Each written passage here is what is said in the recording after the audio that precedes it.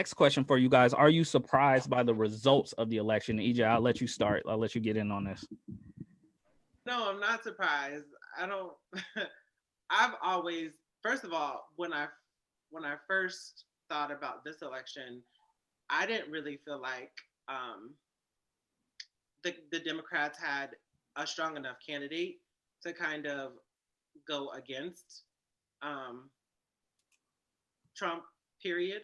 So all of the candidates that we had, I don't feel like were a good match with Trump, considering his level of support from you know the Republican side, and people that ride for Trump ride really hard for him regardless. So there's not going to be a much swaying. I didn't feel like if Kamala Harris was the Democratic nominee that she would get the backing that she's now getting with Joe Biden. I didn't feel like people would really want to look.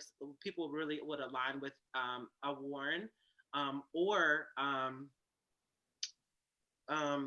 any of really the other candidates would have a really hard time because they're too far to the left Mm-hmm. for the general population Yeah, of like Bernie. Bernie was right, too like far for Bernie the left. Sanders. So I'm not surprised. I even when we hear people talking about it, look at posts on social media. A lot of people were really either for Trump or for Biden, and then you had so many people that were like, okay, well, I'm usually a Democrat, but I don't like Biden because of the 1994 crime bill. Or on the other spectrum, you're like, oh, they're like, oh, well, I'm not really for Trump, but I don't like Biden, but I'm a Republican. So I'm kind of like, it was like a lot of like in the middle type thinking, or people that just were Democratic and they're like, I don't like Biden, so I'm thinking about Trump. So it was kind of like I could see how it would be even kiltered because I didn't feel like one candidate, like when we had the Obama era, right? There was an overwhelming support. You could tell there was an overwhelming support for Obama. I didn't feel like in this election we had that. So it's really not surprising, and it's really not surprising because ramping up all these 4 years, we've continued to see how self-preservation, as we talked already a lot throughout this entire podcast so far, has been a recurring like theme for evangelicals, for people that are in mid class, mid upper class, especially for white middle upper and upper class, like in the top 1%, 4%. People are gonna automatically go Republican. So you got to think about those different types of things. All right. What about you, Ron? Um, yes and no. Yes, I'm surprised because I did not, like Edward like to point out, I did not think that he was going to win. That Biden was going to get all the blue wall. I didn't think that at all. I thought he was going to flip one. I thought that Trump was going to flip one of those states, and it was going to be really close. I mean, it's still really close, but yes, in the aspect of no, in the aspect of I felt this whole election was going to be close, and it is. All the states is really close. Some so because people are people, and we all come out for our own interests, and so I saw that it was going to be tough sledding. It wasn't going to be a landslide, and it wasn't. It was going to take time, especially with COVID and the mail-in ballots and everything like that. It was going to take time for us to know who our presidents are, and then we're still going to have to wait because he's probably going to contest several states. He's already did lawsuits. So it's so we're going to have to wait even longer. Um, And Georgia's going to automatically do a recount because it's so close. yeah, it's 1,000 votes that they do that. So and then when I came to this, I thought we're really voting for the vice presidents. That's how I feel. I'm pretty sure not everybody feel that way, but that's how I feel. We're voting for the vice presidents. After the first presidential debate, I was like, and then I saw the vice president's debate. I was like, we're definitely voting for the vice presidents. We're not voting for the presidency at this point. At this point, they're just figureheads, and we're voting for everybody else behind them.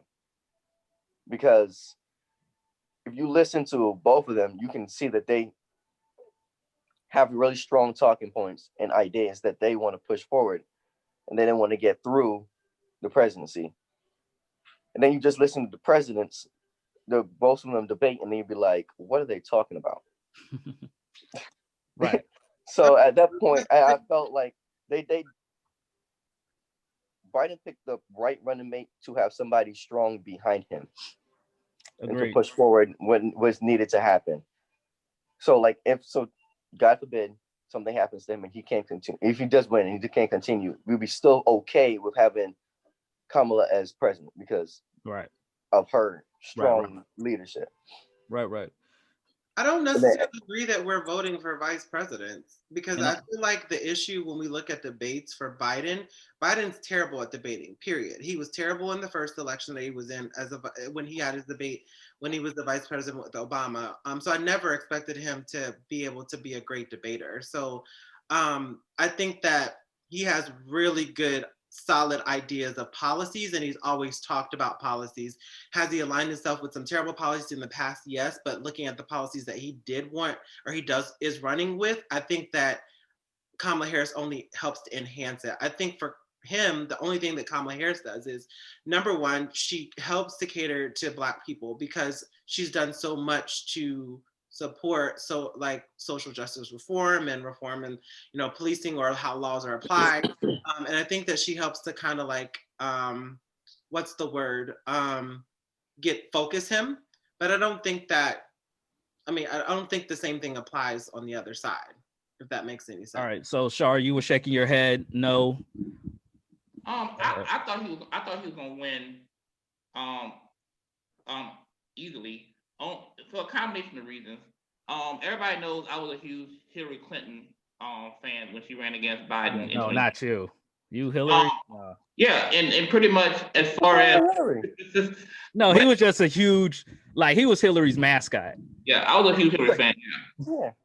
So I feel like Hillary and Biden to me are the same candidate in the sense of where they stand position wise. Only difference is that he's a white male and she's a white female, and I think that was a big difference for a lot of people actually deciding to vote for Biden in comparison to supporting Hillary. It's an easier transition. Yeah, it's easy transition. Also, I think what Kamala did is that she solidified the base as far as in minorities. That's what she did because people like we needed a reason to go out and truly support Biden.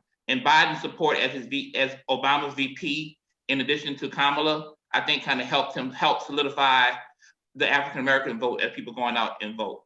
I thought that in combination of just Trump completely screwing up everything, in every direction possible, would have rubbed enough people the wrong way that it would have just been overwhelmingly obvious that they would have voted for him, which from a populist vote perspective shows that. So in terms of Trump lost popular vote. Too. Yeah, because he's down like about 4 million votes, I think, and it's going to increase as we go along. So from that perspective, it was overwhelming in a sense of people saying that, okay, we're going to vote with Trump. It's just unfortunately we go by electoral college, and for that reason is why it's probably so as close as it is right now. I mean, I kind of like what Daryl mentioned Vance earlier in the podcast. I was kind of in his position when the results started to come in, that it was just amazing how so many Americans that it wasn't a landslide, considering all of what this man had done in the past 4 years. And he's done so much that we almost forget some of the stuff and some of the hits he's had over the past 4 years, as far as what he was saying. So I was a little surprised that it was as close as it was. So for me, I don't know if I was surprised or not. I didn't know what to expect. This was like so unprecedented. I didn't know what to, like, literally I called, me and Shar talked that night and he was mad at me that I wasn't watching the news. And I was like, man, my anxiety is too much that I can't even watch this. But to sit here, I mean, Trump is now complaining that, the votes is fraud and it's rigged. The election is rigged. Of course, he always says that when he's losing. And I mean, it's very quite logical why this is happening, right? Because he threatened people at the polls. He told his base to go in person. He said, don't use mail-in ballots, when Biden said, no, it's safer, use mail-in ballots. So the logic of this would make sense that they count the in-person ballots first. Trump is winning by a lot. And then we count the mail-in ballots, and overwhelmingly, they're going to Biden. So I don't know if I'm surprised. I just didn't know what to expect. I didn't know what to expect. For 3 days, I did not watch the news because I didn't want to see it. And first time watching the news was last night. was last night watching it, and I think I watched the news last night because I feel like we're more in a safer position. But then I'm an Atlanta fan, so we don't hold leads like too lightly. Which is why Atlanta's blue. yeah, and actually they blew a lead, so they blew a lead. But because I'm I'm from Atlanta or whatever, it's just like you when you see big leads, man, you just don't know, man, and you don't want to get your hopes up. But it's a very logical reason, even though Trump is going to complain about it, it's a very logical reason why this is happening.